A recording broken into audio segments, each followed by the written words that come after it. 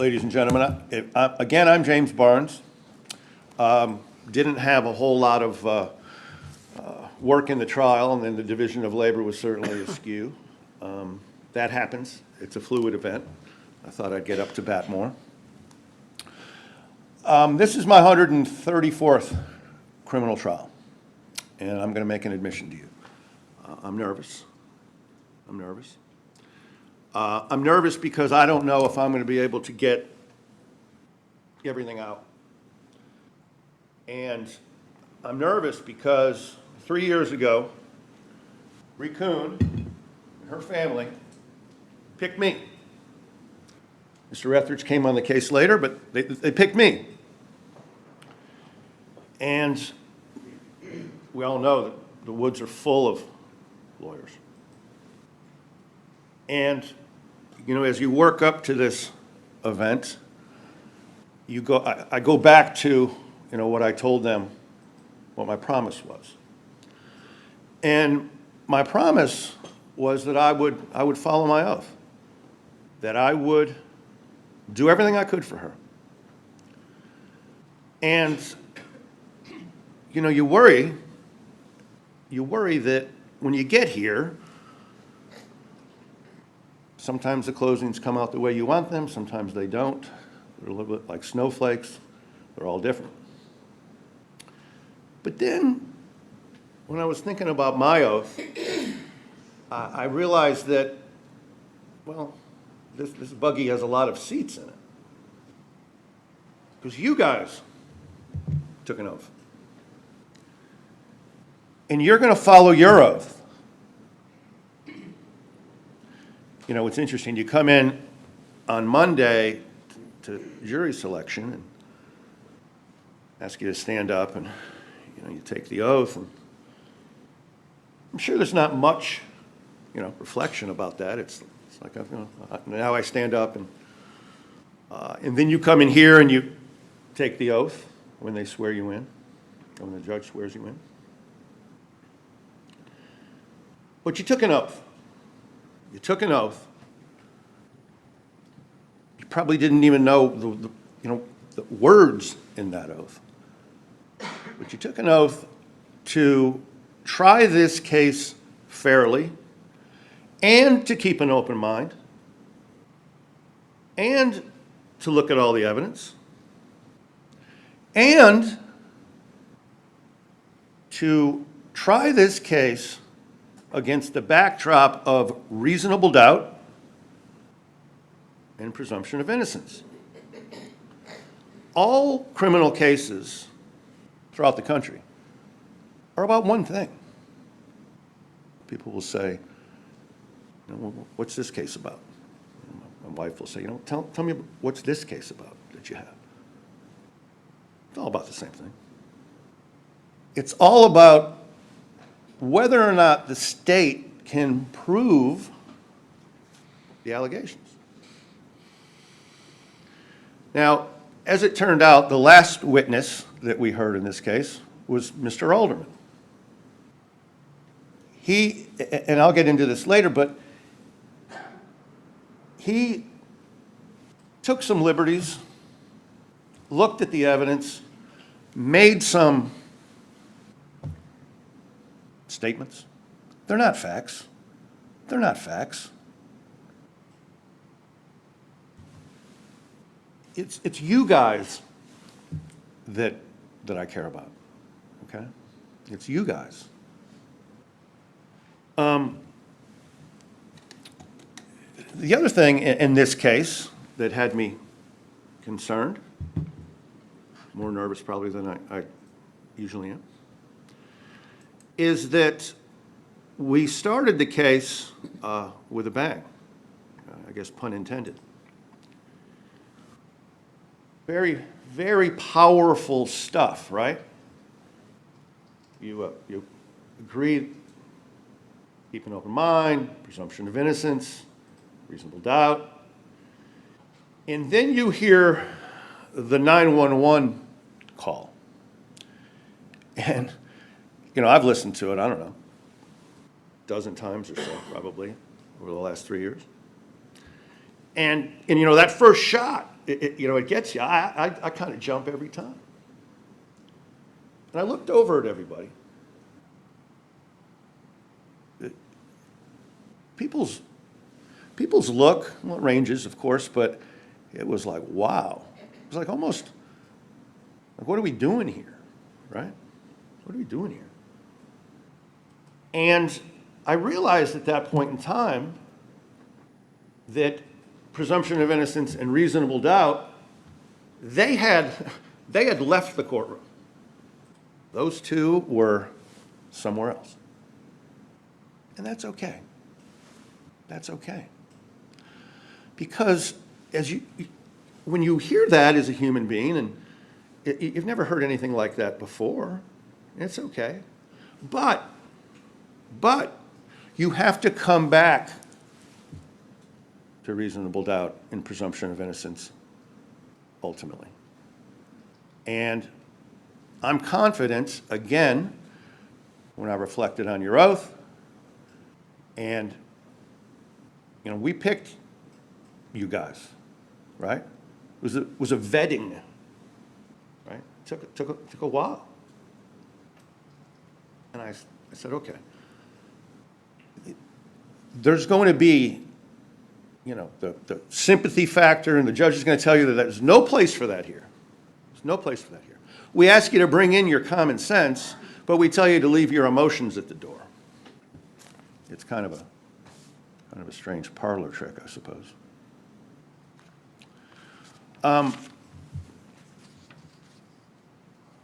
The thing with this case, to me, was always the why, right? Why did it happen? Why did it happen? And Mr. Alderman, I can hear him now, he's going to say, I don't have to prove why did this happen. I guess he has a version of that, including, tales of Bree Kuhn hitting herself, all sorts of things that we'll get into here, in a little bit.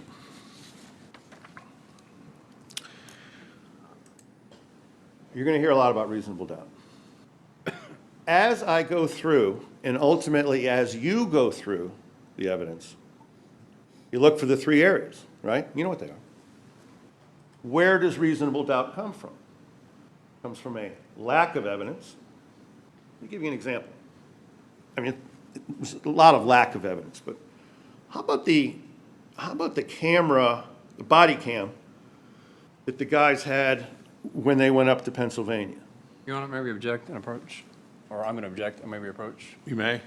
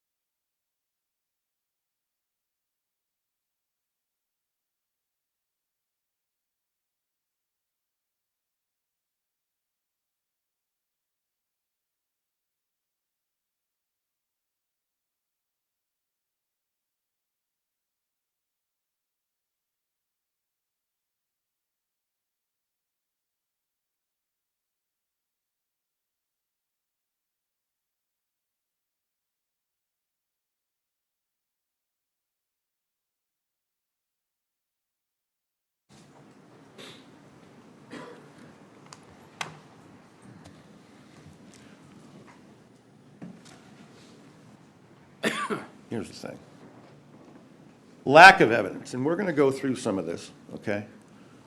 Conflict in the evidence itself. That's where you get the reasonable doubt from. All right. The state must prove this case a couple of keys. Premeditation. premeditation. There is no witness, no evidence of premeditation. None. None. I mean, he's got a great, tale, I suppose. But Bree Kuhn is supposed to put her kids here, and I'm going to get my gun, and I'm going to walk into the garage, and I don't know that he's on with 911, but what difference would it make who he's on with? It makes it a little interesting, obviously, that he's on with 911, but if he's on the phone, that's a witness anyway. I mean, if it's premeditated, wouldn't she wait? I mean, you do it a different way. You just don't go in and, I'm going to do it this way, right? If that's her, this is her scheme, right? This is her, her plan. It makes no sense. There isn't any evidence of that. You can tell afterwards. She's in shock. Everyone says she's in shock. Anybody that came in touch with her, she's in shock. You can tell she's in shock. You're not in shock if you deliberately, intentionally, and more importantly, planned to kill somebody. You're in shock if you run somebody over in the road and you're surprised. That's the shock. Man, she must be the greatest actor in the world because, sorry, I've got a little cold too. 1 minute, she's this, I'm going to plan it out. I'm going to put the kids here. I'm going to go get my gun. I'm just going to go in and shoot them. And then the next minute, she's saying, why isn't somebody, an ambulance? Is he dead? It's kind of what happened. And then, it's flashing out, if he's dead, I'm a murderer. And it's all haywire up there, right? If this is premeditated, I mean, she's going to shoot him. She's going to have a different demeanor. What happened after the shots? What did she do? She gets her kids. This is all about her kids. You know how many times she said kids in this trial? In this, trial, through the evidence, if you listen to all the body cams and so forth? 70 times. 70 times. This entire case is about her protection of her children. The number one instinct that human beings have, mother protecting kids.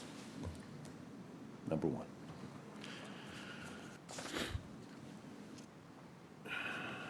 Okay. Sorry, I've got some notes here, obviously. All right, let's kind of walk through it all, right? Walk through it all. Let's get to know these two. First, let's take us to Key Largo. The couple goes to Key Largo. Now, it's interesting that the brother has to come along. He said, yeah, they kind of wanted me there to temper anything. All right. So there's, friction. And what do we learn from that? We learn that Collin says we're both psychopaths and narcissists. Right. So keep that in the back of your mind. Additionally, he has 100% disability from brain injury. Keep that in the back of your mind. Now, let's move then to get to know Collin a little better with this suicide attempt. There's no contradiction to this evidence. Eric Kuhn realizes that his sister has taken a bottle full of pills, drank a significant amount of wine. He calls down to Collin, right? This is how much Collin cares for this woman. Well, what in the world is he doing? He knows she's upstairs, had just taken the pills and the wine, and Eric says, hey, you called EMS, right? No. What? And then we're supposed to believe that this guy is a good husband and it's all her. That's crazy. If that call didn't exist between those guys, and if this suicide didn't happen and it's all just made up, Mr. Alderman would be giving you proof of that. Now let's talk about Eric Kuhn. Do you think for a minute, if his testimony, because we're going to talk about his testimony here in a little bit coming up, and I've already referenced him a couple times, and some of you might be thinking, well, how is he such a great historian? Do you think for a minute if he was going to fly in here, right, and we brought him here, state didn't, kind of important. He's the only, I guess other than the 911 caller, but he's the only other witness. You would think that if it's all orchestrated, man, we'd have had it down, right? We'd have had it tight. He's doing the best he can. Do you think that he would have said, no, that, I realized then that, my sister kind of laughed and said that she was a psychopath too. I mean, right? It would have been, we would have gotten a lot more out of that. But it was important for him to talk to you because clearly when you go back and you listen, there's a struggle going on there. The guy's doing the best he can. His sister ends up getting arrested. And we want to browbeat him over some choice of words that really, okay. The point of all of that is he heard what he heard and he did his best to describe it. But he's not watching it, he's not seeing it. So no, you don't just reject his testimony because he gets some words wrong that really, I mean, no one's in here. I mean, we're not in here saying that Collin was trying to kidnap, his kids or kidnap, his stepdaughter. So what is that? What does any of that matter, right? What does any of that matter? All right.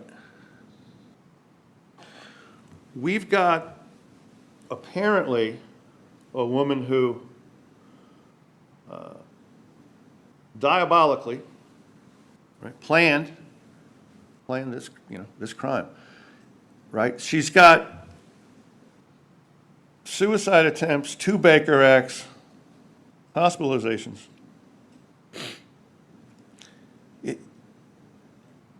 She's doing the best she can, but she's got some issues. She's not scheming this whole thing. right? She's not, here's what I'm going to do. I'm going to first call the police, and then this is going to happen, and that's going to happen. And ultimately, I'm just going to,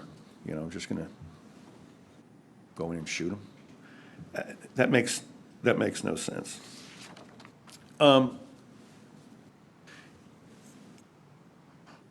Obviously, the white elephant in the room, and why we're here to a large degree in terms of the why, the police. Okay, the police. She cries out for help to them. She's relying on them. She's raped. And for anybody that thinks a husband can't rape his own wife, well, you can go back to about 1950, right? With those kinds of thoughts. Obviously, that can happen. And she calls the police. She's had enough. She gets thrown around, thrown on the ground, and she makes the call. They get there, and it's really kind of just a checklist deal that they go through. And while you got the kids running everywhere too, which is odd, right? She's given her, she's telling the cop that she was battered. And he's saying, you have to have signs of the injury, and this is Hartbarger, obviously. You have to have signs of the injury. Can't do anything about that. She says, while her kids are there, right? So she can't really get into too much detail, but so she says, was also raped. I don't know. Had he already made up his mind? Was it, just going to come in here and I'm going to check this thing and I'm going to head out? If he had heard that, well, there'd be a rape kit. There'd be action taken. At least the two would have been separated. No, nothing. And conveniently, well, I didn't hear her. All right, well, that's too bad, right? That's too bad, because we rely on the police. She was relying on the police. They turned her back on her right from the jump. Now, in terms of the sequence, we didn't see the body cam of Quick until yesterday, and that's fine. But that one is interesting, and they say the devil is in the details.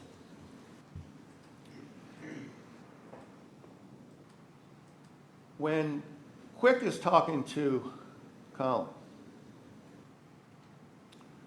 he's explaining to him why people can't go to jail. They're not going to take anybody to jail. You have to have marks and so on. And he says, one of you is going to have to snap first. Wow. Okay. One of you is going to have to snap first. Is that what?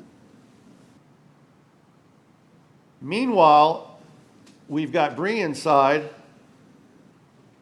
saying, I guess he's just going to have to, I'm going to have to let him punch me in the face, I suppose. I'm going to have to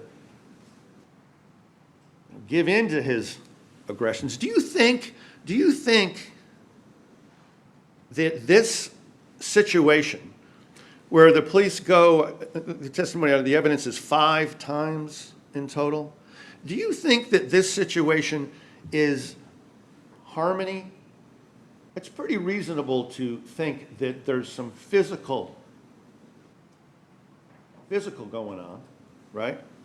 Anyway, back to Quick and Collin. Someone's going to have to snap. But you know what is interesting, and I didn't catch this until, I don't know, believe it or not, a couple days ago. So you've had this thing for 3 years. You prepare in earnest when you get closer to a trial, obviously. When Collin is, again, talking to Quick,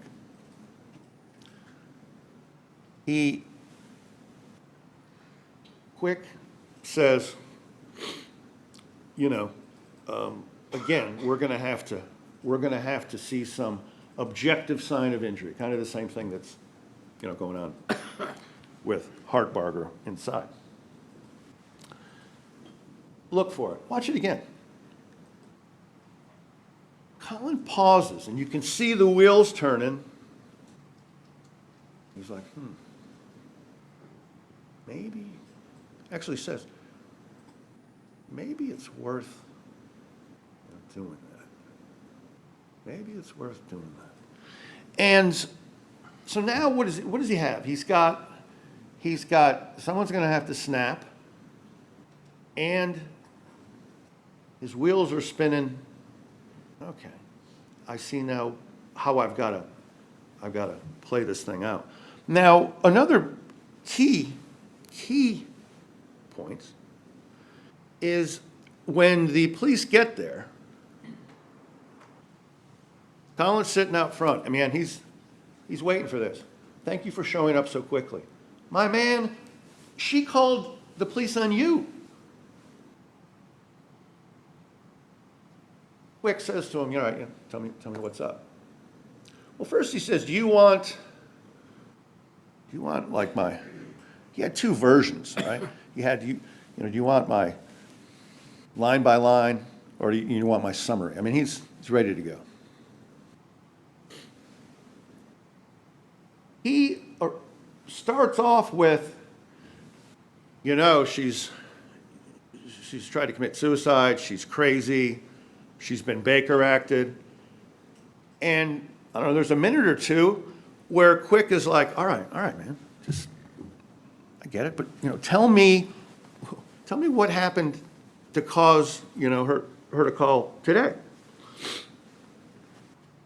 So Collin wants to deliver that. That's not the most interesting part of all this. The most interesting part of all this is I've never heard of this.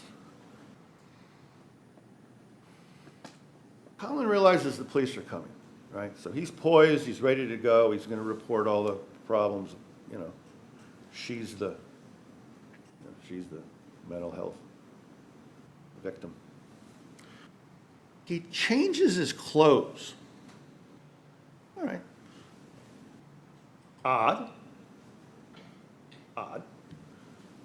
In and of itself.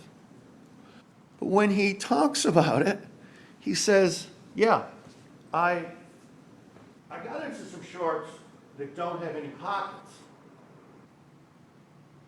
And right after that, I put my gun in my car. What does that tell us? What's that tell you? He walks around the house strapped, man. He walks around the house armed. I'm going to object. Overruled for now. Go back and watch it. Go back and watch it. Pockets. Now I don't have any pockets. I put my gun. Why would you be? If your gun is in a safe place where it should be, why in the world would you be putting it in your car? Where we'll add that the kids end up in. Right? This whole thing is about her trying to protect her kids. And we've got him taking his gun, putting it on the dashboard, and the kids end up in there. What? But we're supposed to We're supposed to just believe everything, that we can through Collin. Which, by the way, I might get back into this later. When he calls the police the final time, he says, she tried to break my arm. Okay. There's zero evidence of that, number one. Number two, if Bree has made this whole thing, up, I guess at one point she's hitting herself,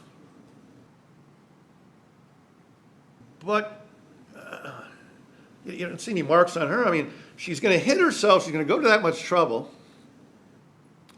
and it just, it doesn't add up, right? She's going to go to that much trouble of hitting herself, but then shoot him. It's a train wreck, man. It's a train wreck. I'm gonna get back into that. I'm gonna get back into that later on. But where I am now is, why is he calling 911? Because he's locked in his garage? This guy's a Marine. Dude, you're locked in your own garage? I guess, the other Marines would probably have some fun with that. You can't get through the door in your house? And by the way, locked in the garage, devil's in the details. When you listened to this, he's locked in the garage, it always turns into he's locked out of the house. She takes the batteries out of the front door, but it's a modern home. You push the button, you get out. And she opened the door.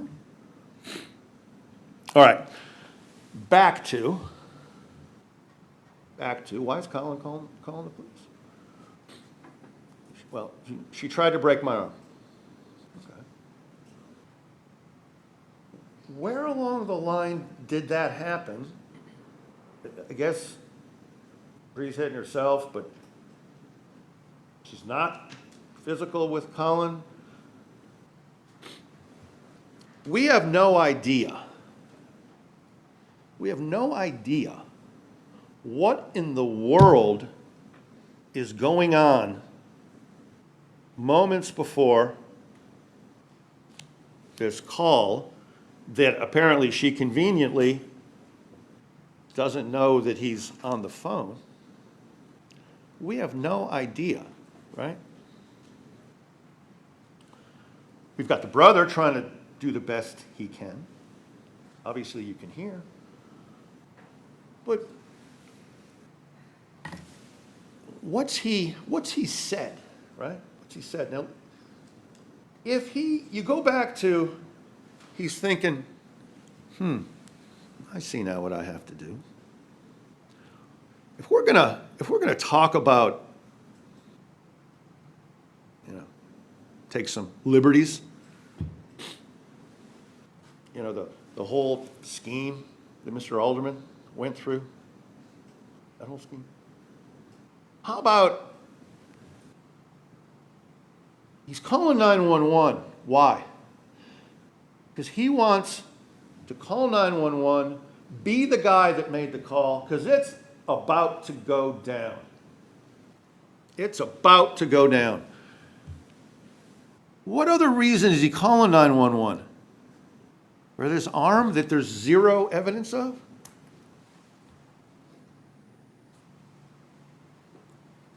Bree knows it's about to go down.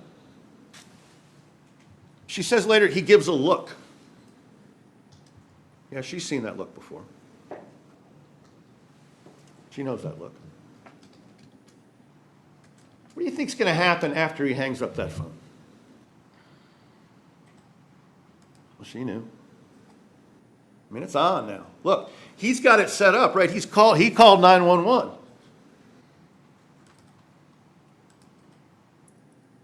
Something goes down. She's the mental patient. There's evidence that he calls 911. That works, right? It's not, you got to get past this whole thing. To convict her, you got to answer that question. Why is he calling? Why is he calling? I don't object. This is a misstatement of the law. I'll sustain the objection as phrased. Here's the thing.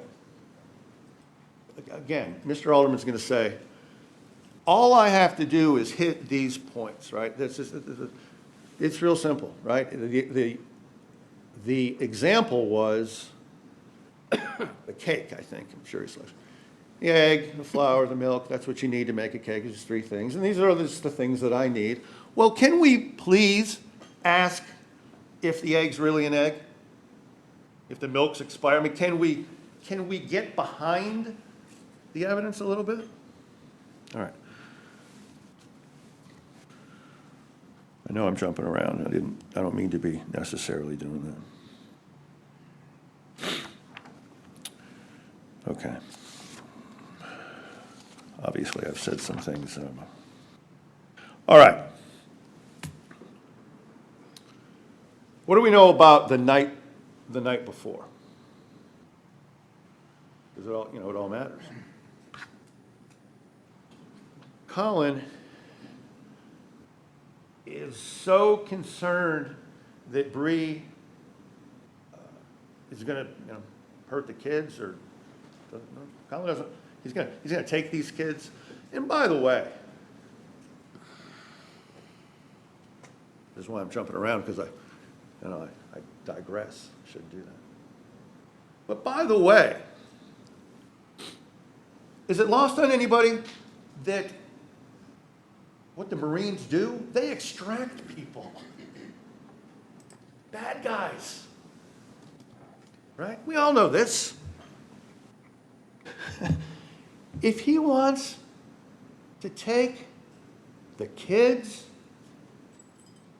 take the darn kids. Take the kids. No, he's not interested in that. Wants to hang out, man. Wants to hang out in this harmonious situation. Cop said, if you want to take him, take him. The Marine who's locked in his own garage and he can't seem to extract a couple little kids.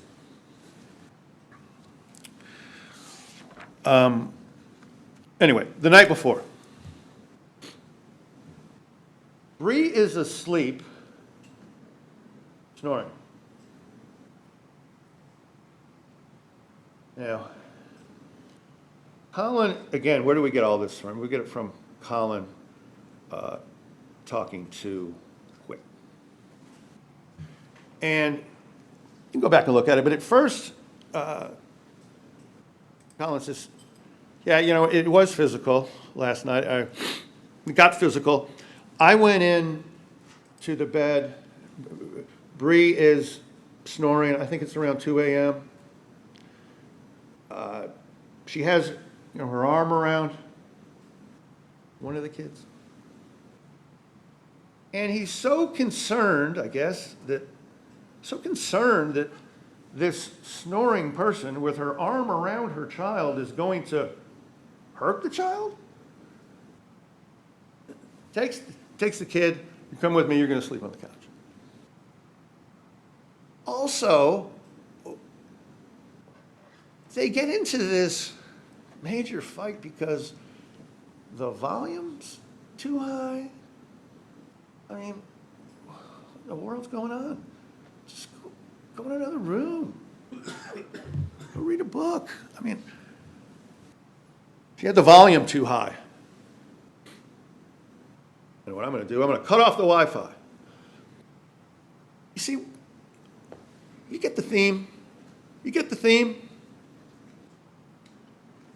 It's continued torment, indominance.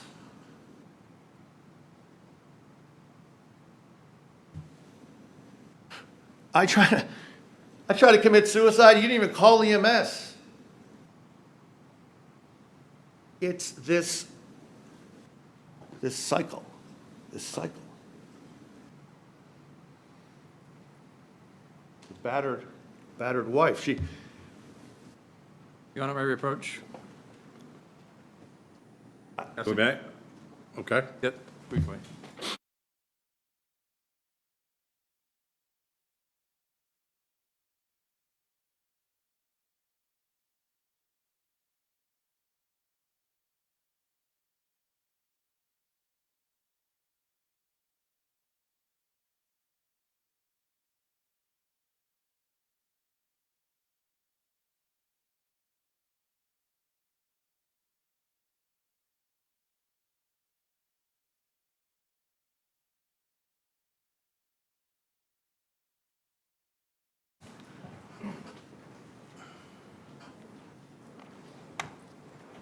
You want to withdraw the objection?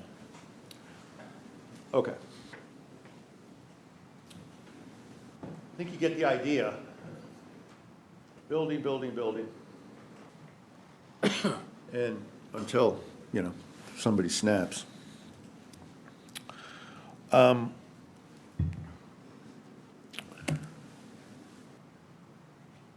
It's like that director, I forget his name. He shows you bits and pieces of the movie and moves around. Not the best way to deliver it, but. Well, now let's get back to the failure of the police to protect this woman. We have Deputy Lynn, who comes back, and he's the, let me just cast my hand over these troubled waters. You two really just need to get along. Just get along. You'd think that in today's society, computerized and all, that before going to this place, he would, he'd look and see, have we been here before? And he'd pull it up, and he would have some knowledge of it. There'd be, it'd be comprehensive, right? No. He shows up. He doesn't know what happened. Doesn't know what happened before. Now this time, Collin's the one who calls. Why does he call? He wants to get another call in, right? Ultimately, this is going to come to a head, man, and he wants his calls in. And his call this time, oddly enough, I'm out here in the street. Can she keep me locked out of my own home? Are you kidding me? Are you kidding me? Imagine if the answer's, well, yeah, if you're out and she's in there, the law is that you're done, man. It could be a day, it could be a week. Game over. What? I mean, who does that? Well, people that want to kind of give a blow by blow what's going on, right? So we got Lynn there. He's talking to Collin. Possession's 9. It's actually 9 points of the law. I don't think most people know that, but it's not 9/10, but what difference does that make? He's telling him, take the kids. Take the kids. It's not, not possession's 9/10. You can break the window and go in. At the same time, he's like, listen. We just gotta get along. Well, he goes to talk to Bree, and he delivers the same kind of spirit of everybody just got to get along. I mean, wouldn't that be great, right? We didn't call the police, and we didn't call for a priest or a counselor. Anyhow, he goes to Bree and he says, man, you just need to talk, you can get along. Well, and then she keeps saying he won't talk to me. I mean, is that the motive here for this whole deal? That she's so worked up that he won't talk to her. And I kind of lost track in the beginning of Mr. Alderman's deal. I don't know if he was trying to say that that Collin was willing to talk or not willing to talk, but you can hear on the video where she's saying, yeah, can we talk? Can we talk? I mean, that's a woman who the next day is going to premeditated murder. Anyway, I'm a jumper, right? I'm a jumper. But Lynn's talking to her, and you just need to work it out. How in the world can you work it out? You won't talk to me.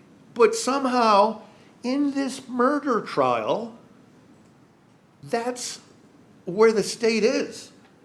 And for those who think that, man, this is easy, what are we doing here? We listen to the bangs. She shot him, she said she shot him, she said she was a murderer. So it's over, right? What are you doing here? No, man, no. You're going to follow your oath. You're going to go behind the evidence. You're going to wonder, why are we talking about this? I guess it's a motive. What? And again, small detail, but an interesting one, under the theme of the police don't do anything to help her, right? I get the argument, right? I get the argument. Well, the police didn't shoot him. No, man. It's all this torment leads her to call. Who in the world is going to say they were raped? If it's just, oh, just I get them out of here kind of thing. It's all building up. And Lynn, this is a good one. This is a good one. Lynn says, if you need anything, just call us. She gives a little bit of a laugh. And I do too. Oh, I'll be sure to do that. Hell, I've called you. I've told you. You haven't done anything. Came down and you let my kid go look at your car. That's a nice enough thing to do. Nice guy. Nice guy. But do your job, man.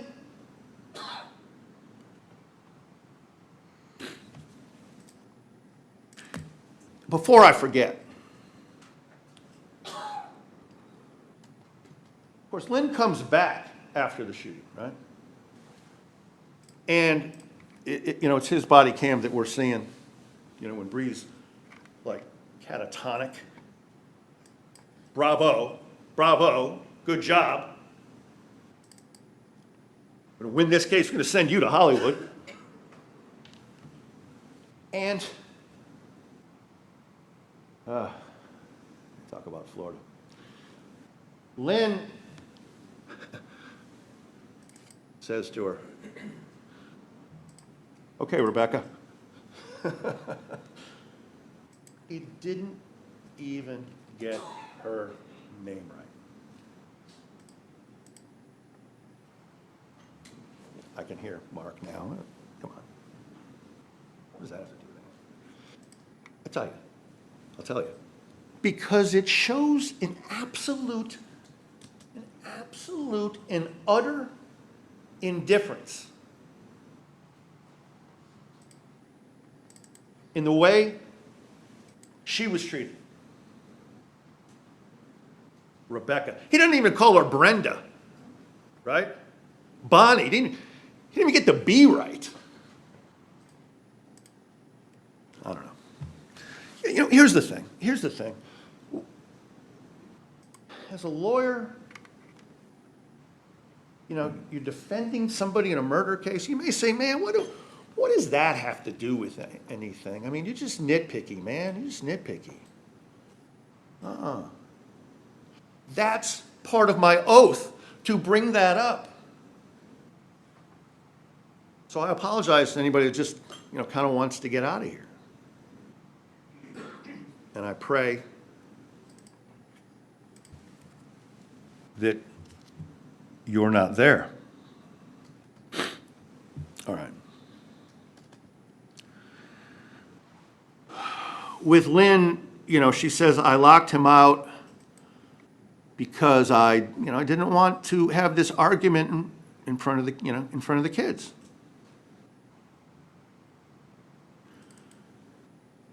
Now, for anybody that thinks that, Bree is at a point where she thinks that Collin's going to hurt the kids, well, then, I think it'd be fair game to say, well, then you got to take the kids out, right? She's not quite there. Not quite there. Because she brings her daughter out to him. So if anybody thinks that's like an aha, no, I mean, she's trying to function, right? She's trying to function. She's trying to have some interaction with her father. I mean, it hasn't reached quite the boiling point yet. All right.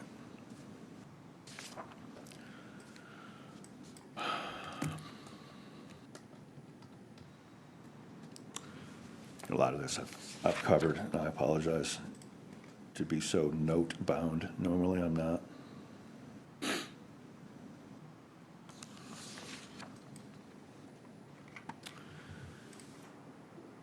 All right, a lot's been made about,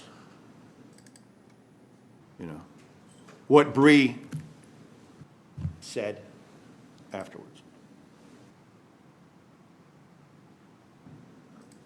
If any among you don't think that this woman's in shock, then I got a lot of work to do. She's clearly in shock. Clearly.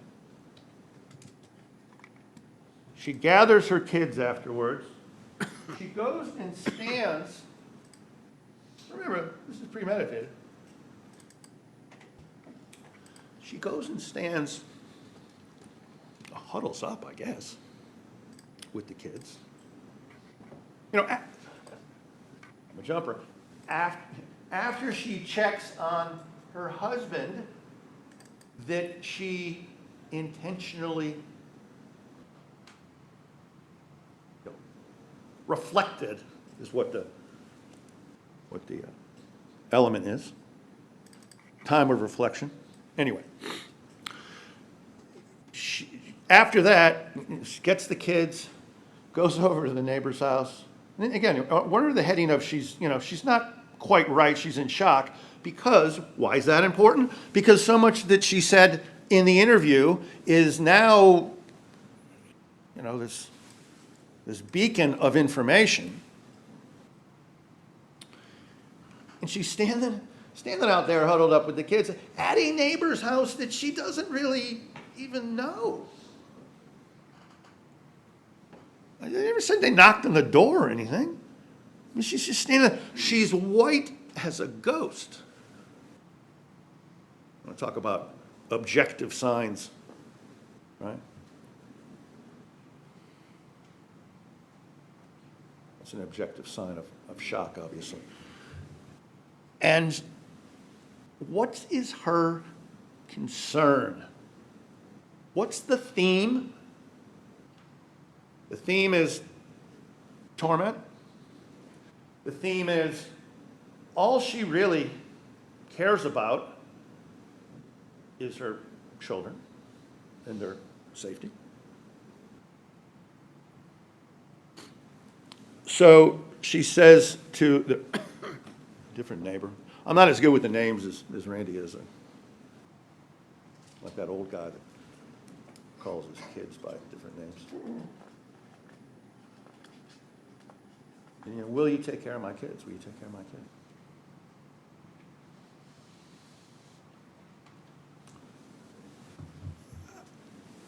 you know, what's going on there, man? What's going on there? She's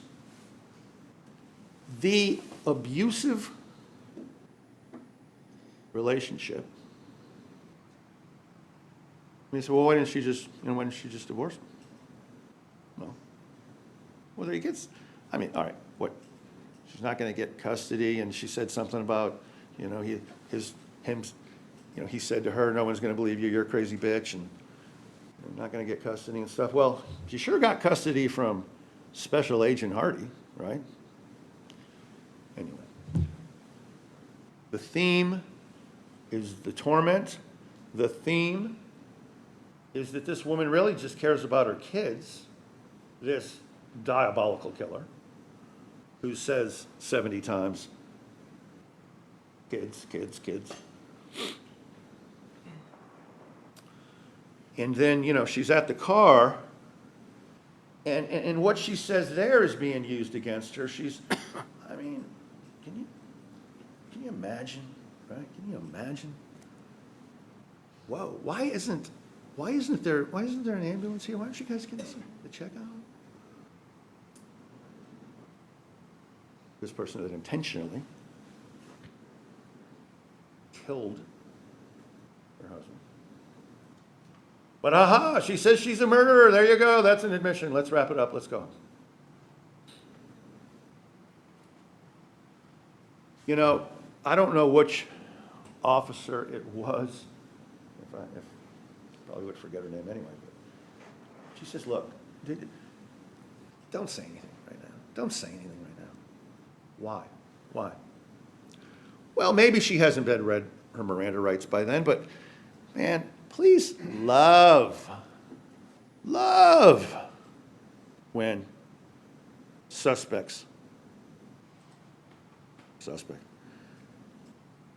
when people talk, right? I love it. But finally, there's a drip of compassion in the female officer. Female, kind of fits. Just don't say anything.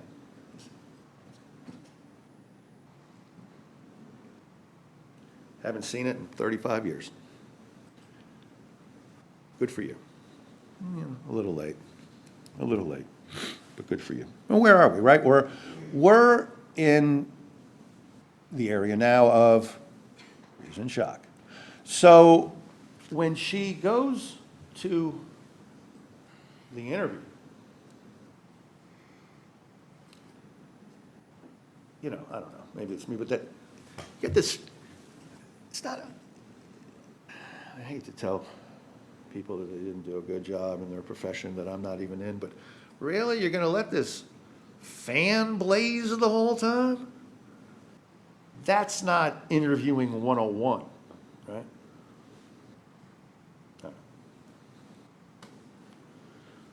But what has happened in this case is that everything that she has said there is now being, you know, dissected, looked at under a microscope. She said that, so it fits back here, and you know, but the source is, you know, what she said. Again, she's in shock, right? If somebody took the witness stand and they were in shock, the judge wouldn't even let them. I mean, you know, people, this is a murder case, right? Somebody came in and they were not of the right mind, you know, whatever was going on, they wouldn't be able to testify. But we're looking back at Bree in this interview, and we're picking everything apart. I get it. He's got a hard job. He's a great lawyer. Great lawyer. But don't let the fact that he's a great lawyer turn into and result that she's this diabolical, you know, murderer. It just doesn't make any sense, right? So you gotta, see, that's the thing as a jury, you gotta, you know, he's trying to sell you car A, I'm trying to sell you car B. Obviously, you're gonna, you know, you have to make the choice, but you gotta look at everything, step behind everything, examine everything. Don't just say, well, she said in the interview. There's a time in the interview where you can kind of tell she's in her own world. Yeah, they're asking questions. She's not even addressing the question. Where's her head most of the time? Is he dead? And I guess that's orchestrated. Mr. Alderman will tell us. But you got a genuine concern over, where her kids are. Which dovetails back into the whole theory that the concern is the safety of the children when this guy's, I'm going to suggest to you, I get an objection, walking around, with a pistol. And Yes, that, Your Honor, I am going to object for speculation, or that is, there are facts not in evidence. well, you want to speak? I'll overrule. I mean, I don't know. Go back and, if he gets to put the video up and say, look, well, I do too. Go back and watch that.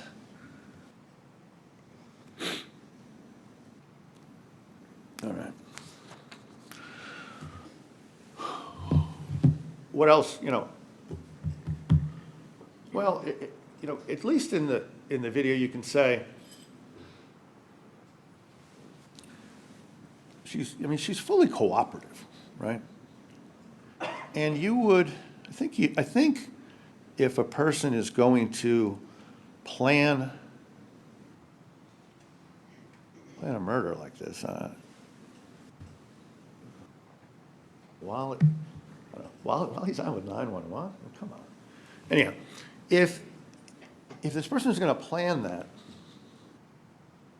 I don't think they're going to be all, open to talk. But she's doing the best she can. She tells him where the gun is, too, right? This isn't, I don't know. Look, if she planned this, man, it's a train wreck. It's a train wreck. And again, I can hear him. You say, well, she doesn't have to have long to plan it. I don't know. There's no evidence of any premeditation. None. That you will be convinced beyond a reasonable doubt about. Let's bring Mr. Reasonable Doubt back in. Somebody can't maybe be guilty, probably is guilty. Well, I don't know, I think 51 before. No. While I'm on it, reasonable doubt instruction says you have to have an abiding conviction of guilt. When Mr. Alderman flashed that up there, he didn't talk about that, did he? Twice in that instruction, an abiding conviction of guilt. We're talking about ultimately a huge decision.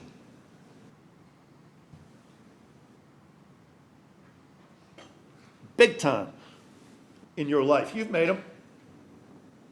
Career, marriage, kids. This isn't a, which soup spoon should I use?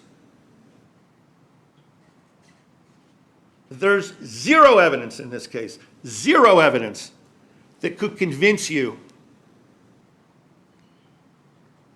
beyond a reasonable doubt that this is premeditated. First degree murder? Come on, man. You know better. Your Honor, I'm going to object. Sustain as to, better, I'll strike that.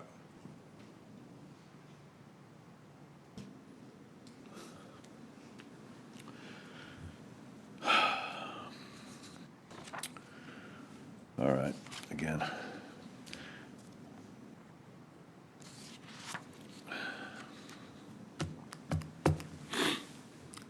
if you get to a place where you want to find value in the interview, well, I mean, I'll spend some time there with you.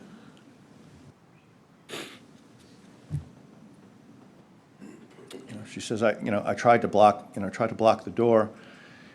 And again, it gets back to, you saw the size of this guy. You see his arms?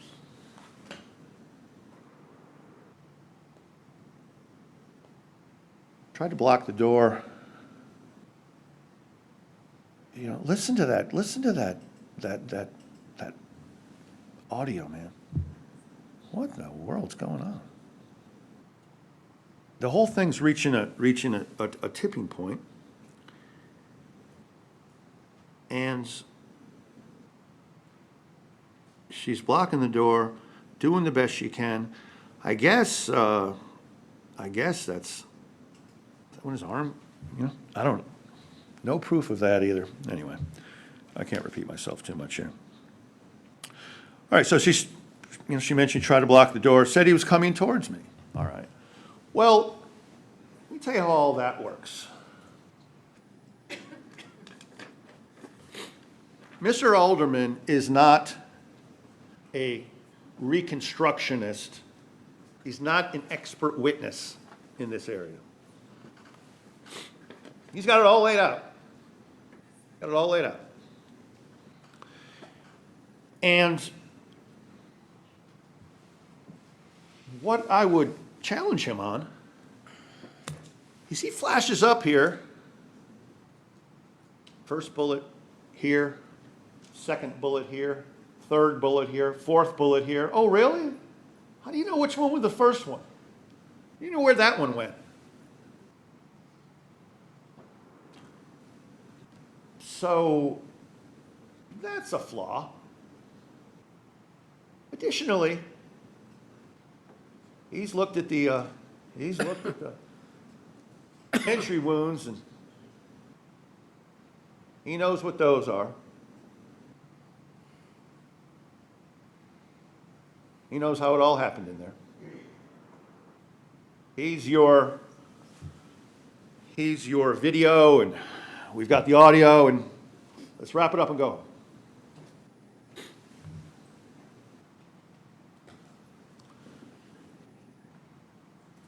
The evidence is, and you don't need to be a reconstructionist for this, that there's a shot. How about being turned, right? Being turned.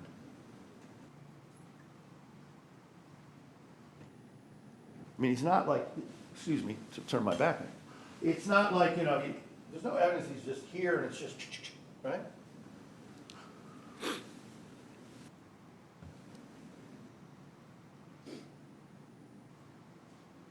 The state would want you to believe that, he's locked in the garage, grabs the gun, burst in. So, no evidence of that. No evidence of that. All right.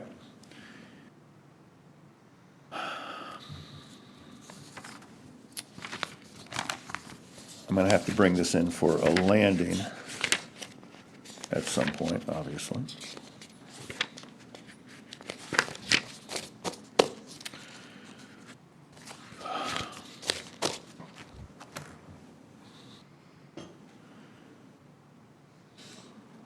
The justifiable use of homicide. Self-defense. It says stand your ground.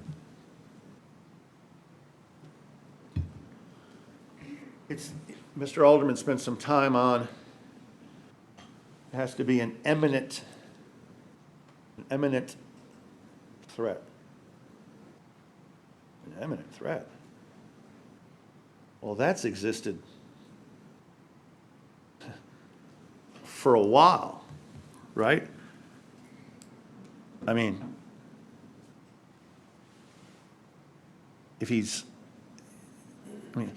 batters, he makes the call, he's battered me, he's raped me. I mean,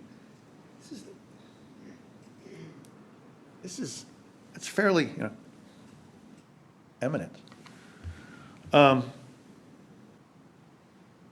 Even in her, look, this is back to if you believe, take any value whatsoever, because it's either you do or you don't with the interview. And if you do, he was coming towards me. That's relevant to the self-defense. The struggle, relevant to the self-defense.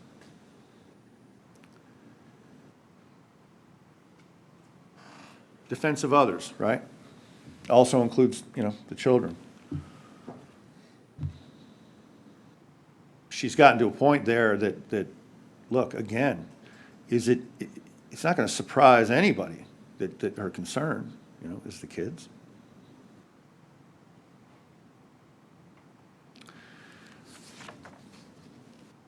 Let's talk about, I'm going to spend a little bit of time with you on Eric Kuhn again.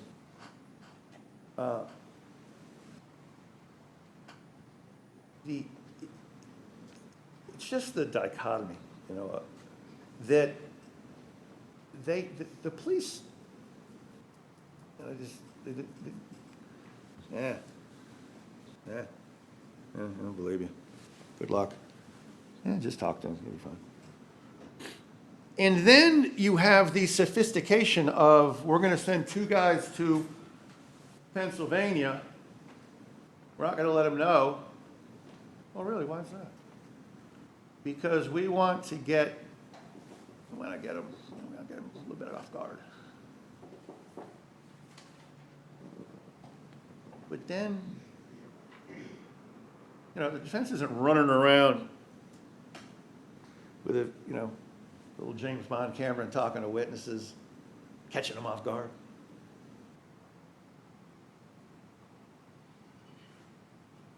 Then you talk about, fair trial. That's some trickery, man. That's some subterfuge.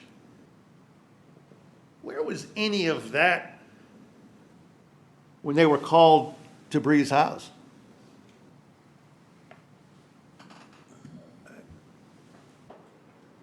It just, look, it's just not right, not fair. Now, I was on the phone. I'm not a witness in this case. I hate to say I in front of a jury, particularly in a case like this. It's been brought up. I was on the phone. I said, just walk it through. Just walk it through. Those officers didn't ask him a single question. Not a single question. Fly all the way up there. We're going to do a little, a little tactic, a little trick. We're going to show up at 6 a.m. unannounced. I don't know. I didn't start the whole thing off by, hey, just walk them through. They had no questions. And then the guy comes down here. Oh, how was it? She saved him. He's now saving her.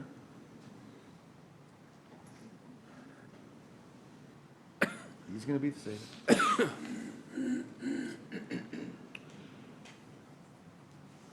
And then he's really, this is kind of baffling. He's ridiculed ultimately. But you didn't say this, you didn't say that. I wasn't asked. I was told to walk through it. Was it 3 days after he listens to an event? Probably an event that he's not going to have anything like that the rest of his life.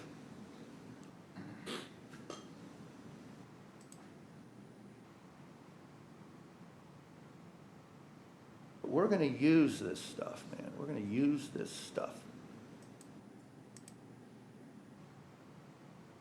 to convict your sister of first-degree murder. I don't know. I guess I should have spent more time with him.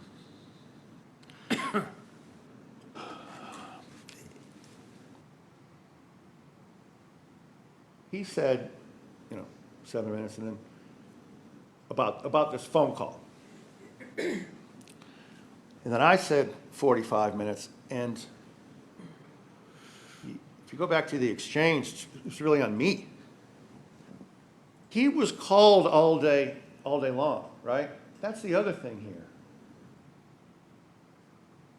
Why is she calling her brother all day long? Again, it's not what you see when the police are there.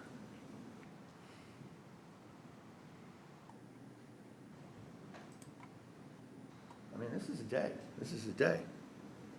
Because he's being called all day long. Anyhow, I just wanted to mention, that was probably more my fault.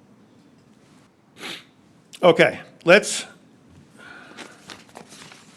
get to, I think,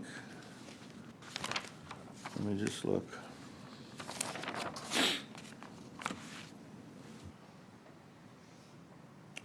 The problem, sometimes is, as a lawyer, you come into these and you say, I'm not going to chase rabbits.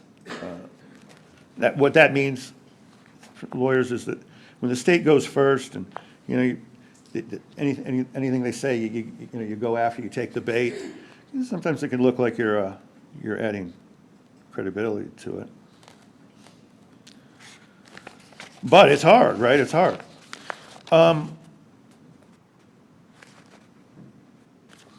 All right. Let's get to the jury instructions. And then I apologize. I'm almost out of water, so that's good news for you.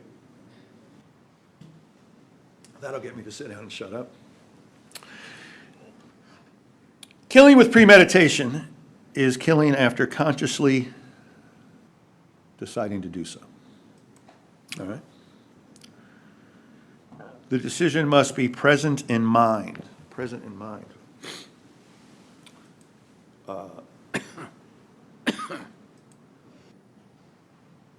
There's no evidence. There's no evidence of that. Now, fair enough.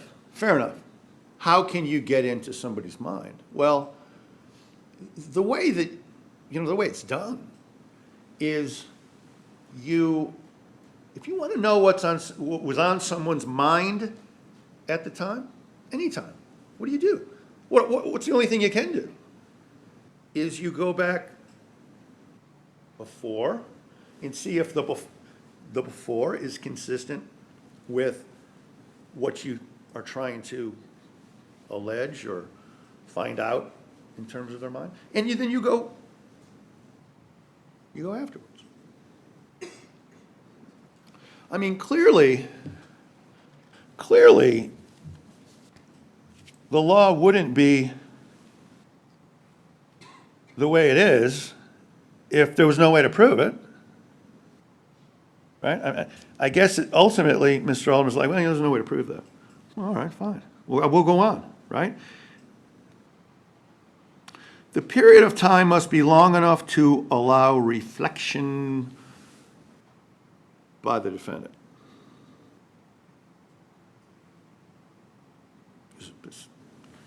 No, I mean, there's no evidence of any of this. All right, we get to second degree, right? First degree is the low-hanging fruit. I mean,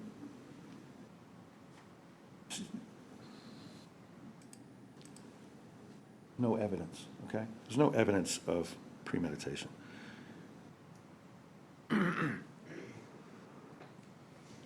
The second degree,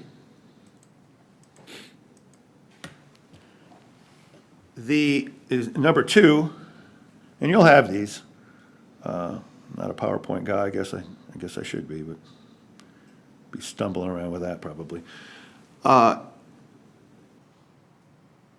is done from ill will, hatred, spite, or an evil intent.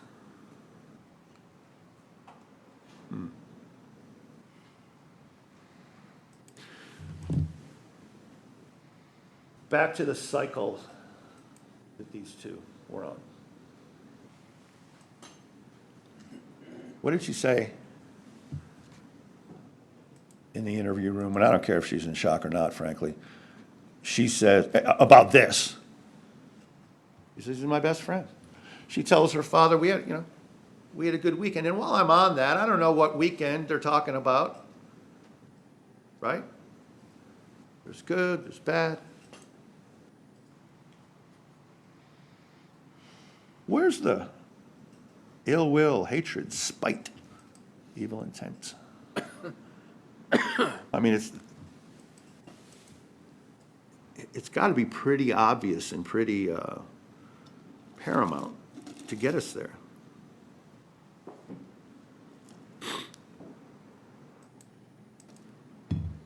All right, now, this is always tough for lawyers. Where you're going to end up, in my opinion. And look, here's the thing, man. Here's the thing. The jury room, it's like, I don't want to get too weird, but I am a lawyer. Doesn't mean I'm weird by definition. That place it's a place where you can say what you want to say, you can exchange things, and nobody is going to question it. People may have obviously they're going to be, interested, disappointed, or happy, or what have you, but there's not going to be any investigation. You're not going to show any math to anybody. You decide this case on all the evidence, and you apply your common sense. And you're going to get down to manslaughter.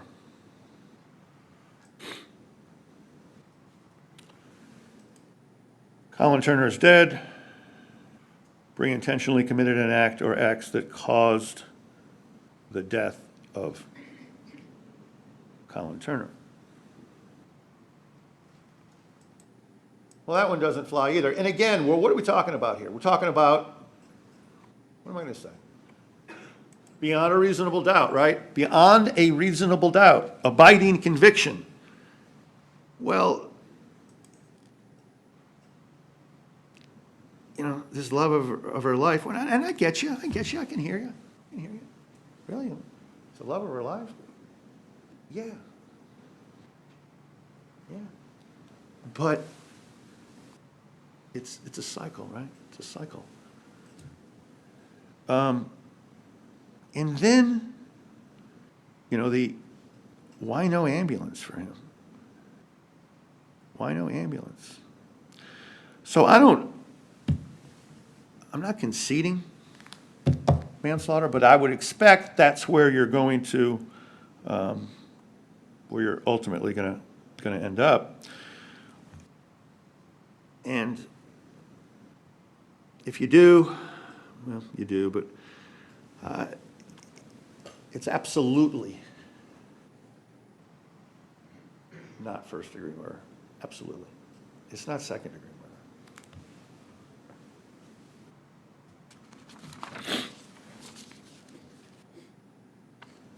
I've already talked about justifiable, use of deadly force.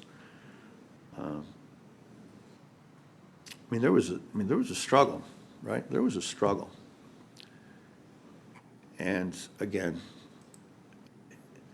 we don't know. We don't know what's going on in that garage, man. We don't know. All right, there's a couple little ones, and then we're gonna bring it in for a landing.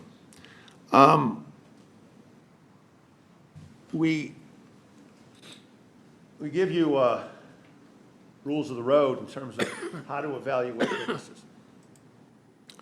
And one of those is, did the witness seem to have an interest in the outcome of the case?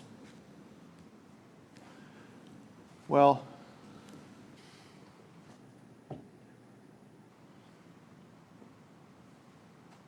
we've got investigator Rowell, who's still here.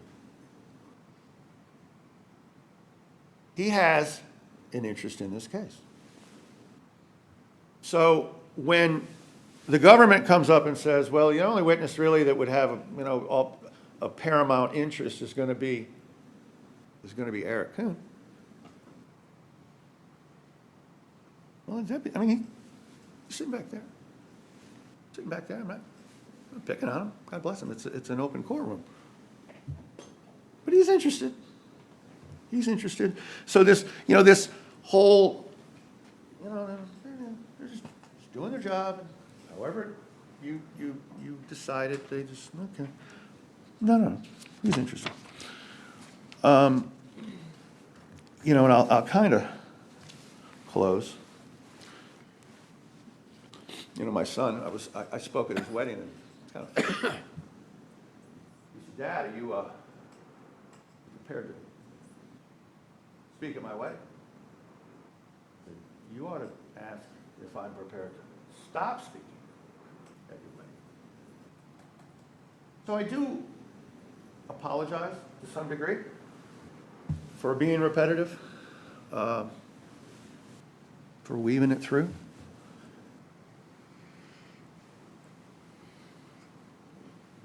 It's a passionate affair. I get back to my oath and back to the responsibility. At any rate, sympathy, feelings of prejudice, there's no place, right? There's no place. There can't be. There just can't be. In your deliberations in terms of how you get there. I was so in shock from listening to the bullets. I feel sympathy. No. And listen, this is no celebration of Collin's death, okay? The tragedy, under any circumstances, right? This isn't necessarily Bree versus Collin. We're just going through the facts to determine what? To determine if the state can prove its case beyond and to the exclusion of any reasonable doubt. Now, like it or not, I think I've given all I have. I think I've given it to Bree's family. I think I've given it to Randy, and most importantly, I think I've given it to Bree, and ultimately to you. Wasn't the greatest closing of my life. But it really kind of comes down to, is this woman here a murderer? Or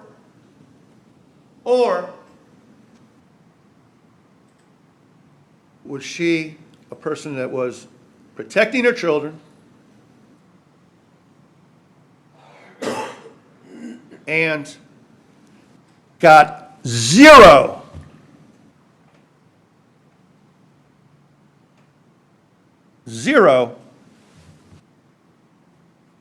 help from the police? And of course, ultimately, she was protecting herself, right?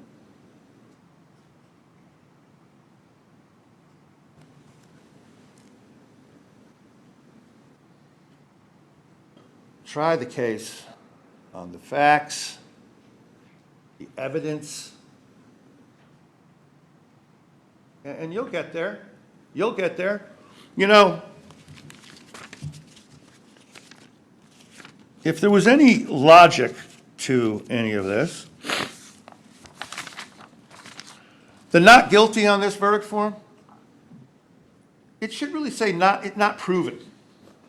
Because that's what it's about. Can the state prove their case?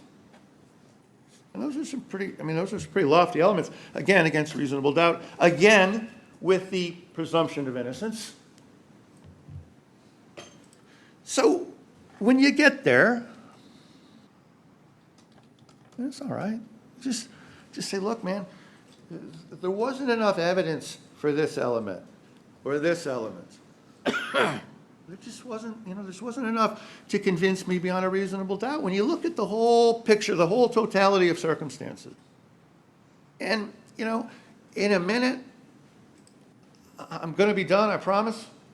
And Mr. Alderman's going to get up here and he's going to say some bad things about me. Not like a bad guy, but he's going to tell you that I was trying to sell you a bill of goods. He's going to say some bad things about Bree.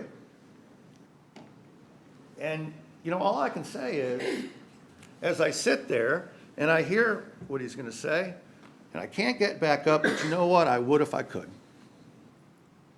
And you know that.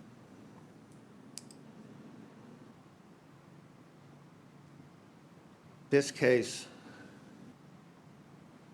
it's not an easy case. It's not a she shot him. Let's go home. He's got it all figured out. No.